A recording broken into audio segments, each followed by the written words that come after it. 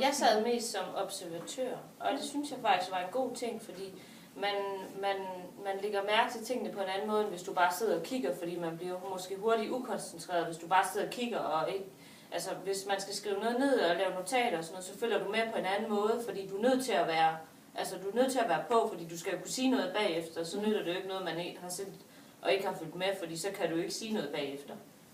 Så man følger ligesom med, og det gør jo også, at du selv får det hele med, og man selv gentagelse hele tiden. Og det gør jo også, at man selv bliver bedre også til at huske med teorien og de der ting, fordi man får det hørt så mange gange, så man selv bedre kan huske det også. Og fremgangsmåden. Og man lægger mærke til de der små ting indimellem, som ergonomi og alle de der ting hele tiden, man skal være opmærksom på, så man også selv kommer til at tænke, når man så selv sidder og skal øve.